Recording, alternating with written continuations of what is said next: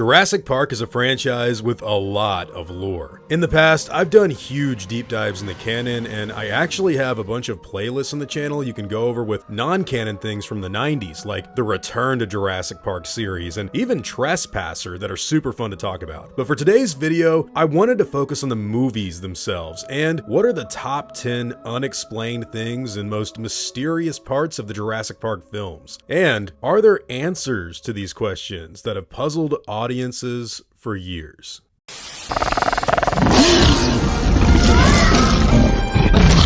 Number 10.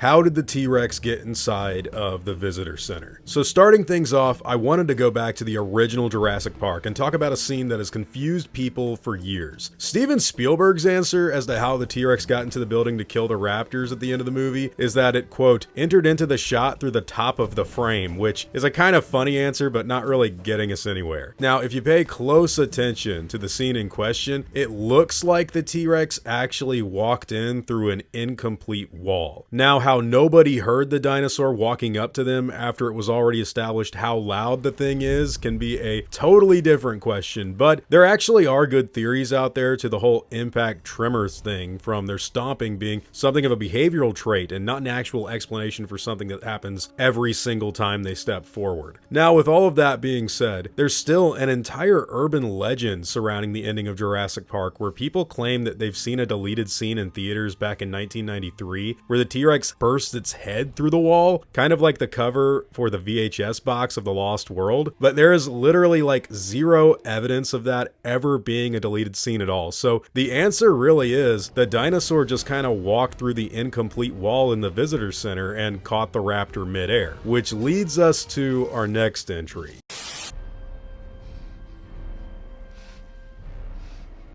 Number 9. What killed the crew on the SS Venture? Now, this one gets way more interesting because unlike the last movie where you can clearly see that there was an incomplete wall inside of the building, the second film gets a bit more complicated. I've talked about this a lot in the past, but the crew in The Lost World are all killed and torn apart by the time the ship breaks through the dock on the mainland. Now, the legitimate, real answer as to what killed them is the T-Rex that was locked inside of the cage. And yes, there is a whole scene storyboarded and planned out that would have shown exactly how this happened, and you can even see the destroyed cage for the T-Rex on the deck of the ship if you pay close attention to the movie. The idea is that the dinosaur broke out, killed everyone, and some poor people lured it into the cargo hold so that they could save anyone left alive on the ship, and even then, the T-Rex was still a raging locomotive on the verge of breaking out of the cargo hold after everyone died. But because of this one scene where you can see the severed hand on the wheel of the SS Venture ship, people have speculated for years that it was velociraptors that jumped on board and killed everybody. Now, this is again not the case, and it looks like they just forgot to break a hole in the wheelhouse while they were making the film to show that it really was the T-Rex that burst through it in order to eat the captain. But still, this one little detail that they missed sparked a huge urban legend that has persisted all the way to today. But no, the unexplained answer with actual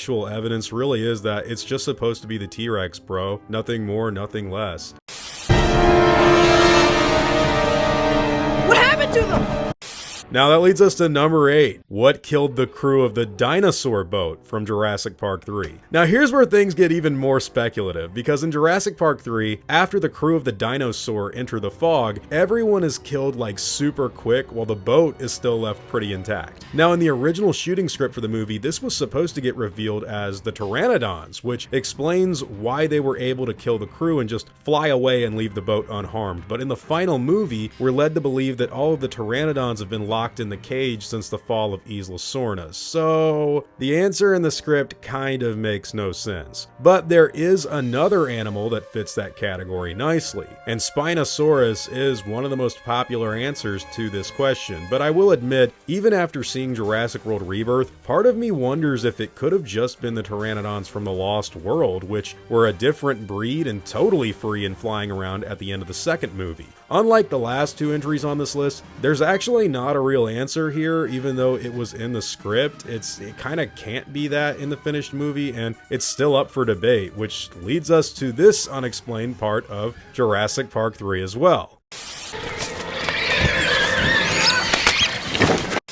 Number 7. Who did the Pteranodons kill inside of the aviary? Now, if the theory of the Pteranodons from inside of this birdcage is true, then this answer is obvious. But again, the movie makes it pretty clear that the pterosaurs are still locked up at this point in the film, so that really does make things way more complicated. I have no doubt that the initial idea was for this to be the skull of Enrique or of some other guy in the dinosaur boat that was alleged to get killed right here in the nest. But that's just not what the movie looks like it's trying to tell us. The only other option that makes sense is for this to be some poor dude that got left on Site B when the hurricane destroyed everything, which is way more interesting, but still there's no real proof that's what happened like at all. So again, this one is kind of up for a debate. We really don't know whose skull this is inside of the JP3 birdcage, but I'm sure it was supposed to be the people that got killed on the boat while they were filming the movie.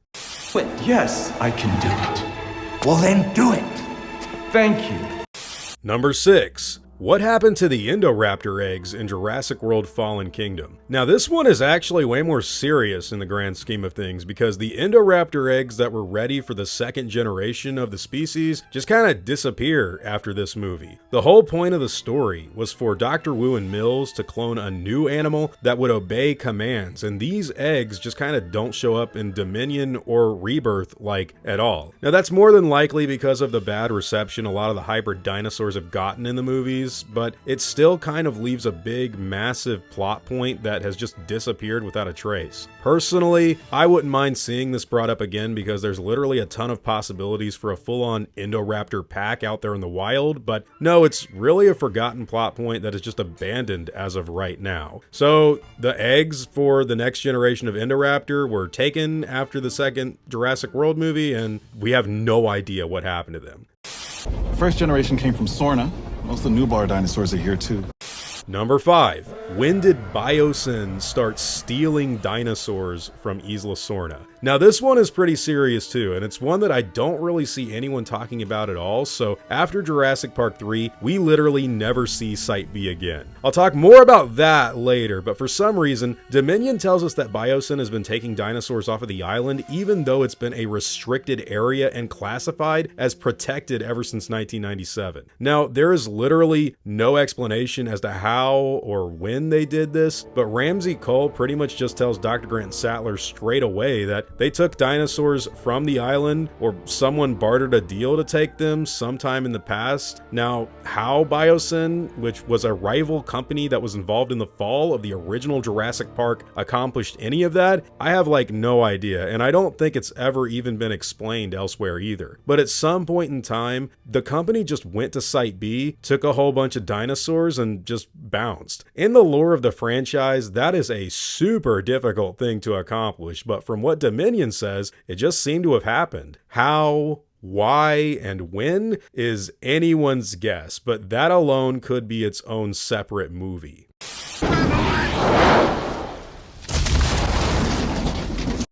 Number 4. How did the T-Rex get around the giant drop-off inside of its paddock? And here we get another entry that actually does have an answer. So in Jurassic Park, you may have noticed that the T-Rex just kind of walks out of its paddock before we see a gigantic drop-off where the car falls down and lands in the canopy of a tree. Now, believe it or not, there actually is an explanation for this, with the layout of the Tyrannosaur pen being mapped out in this diagram that shows how the enclosure was designed. The idea in the movie is that the part where the visitors see the T-Rex is actually only this small hill that the dinosaur is forced to climb in order to eat the goat so everyone can get an up-close personal look at it. But the problem is the movie doesn't really show you the whole layout of the enclosure at all, so it kind of looks like the drop-off just appears like out of nowhere once it's time for the T-Rex to push the car over the moat. But no, it actually is laid out in these old diagrams, and it even plays into how the park visitors were supposed to see the dinosaur in the actual tour. So yeah, that's kind of a fun little piece of trivia I've always liked. This park was not built to cater only for the super rich.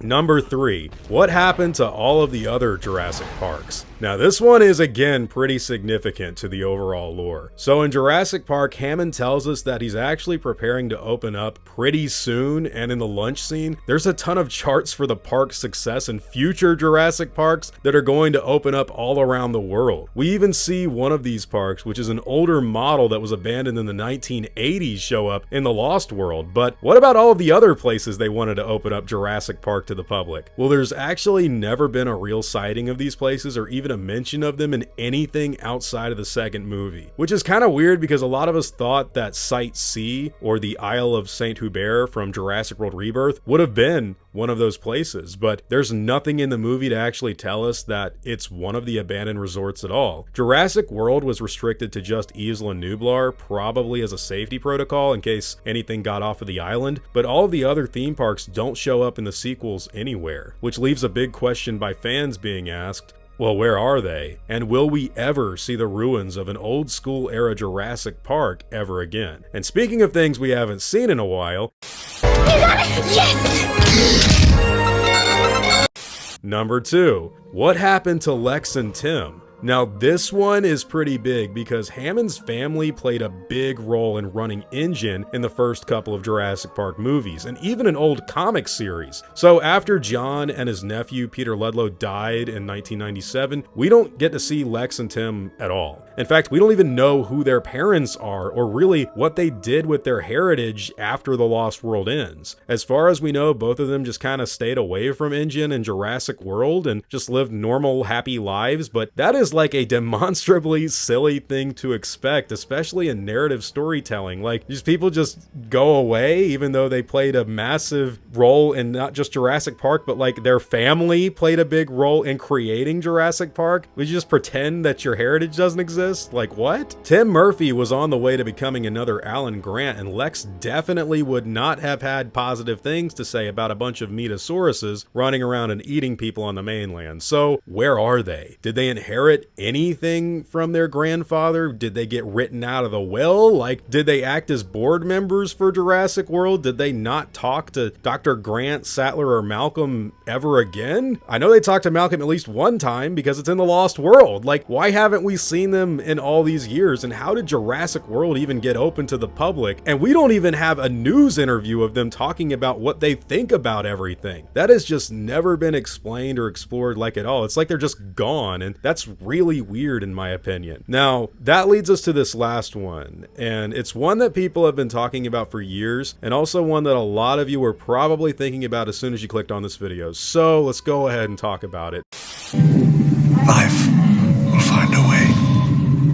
Number 1, does Isla Sorna still have dinosaurs? If we go by what the movies lead us to believe, at one point in time, Biosyn and maybe even InGen took a ton of dinosaurs from Site B and put them in the Biosyn Valley from Dominion and the Jurassic World theme park itself. Now, there is evidence in the deeper lore that says that most of them died off, like what Crichton wrote about in his second book, The Lost World, but again, ever since JP3, we haven't seen Site B on screen like at all. So will we ever get to see the island again? And if not, well, can we get an answer as to whether or not there are any dinosaurs on it in the present day? If the lore of Rebirth tells us anything, it's that the surviving dinosaurs from Dominion started going back to the hotter areas around the equator, which means that at the very least, some aquatic or aerial species could possibly hang around Site B in the present day. But as far as things like stegosaurs, raptors, or even a Tyrannosaurus, well, we honestly don't know the answer to that question like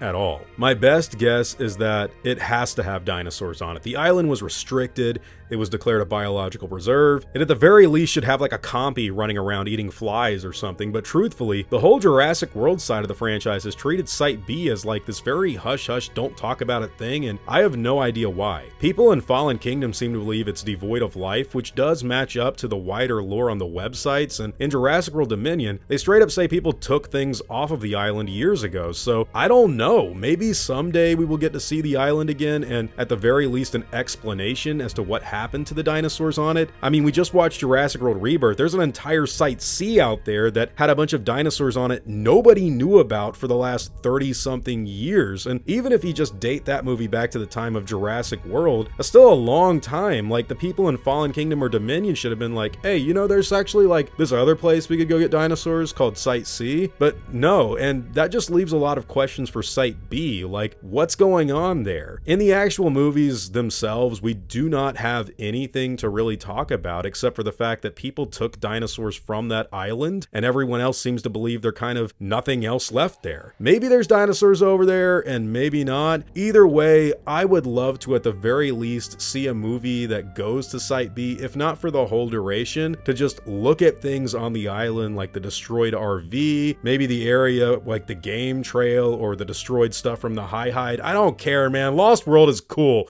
Anyways, guys, what are your own thoughts on this subject matter? What do you think happened to all of the things that are kind of unexplained in this franchise, and even the things that are more mysterious that I've given answers about from behind the scenes material, or even things in the deeper canon? What do you think about Jurassic Park with all of this stuff, and would you like to see some of these things explored further in future installments? Whatever your own thoughts and opinions happen to be, I'd love to hear all about them in the comments down below.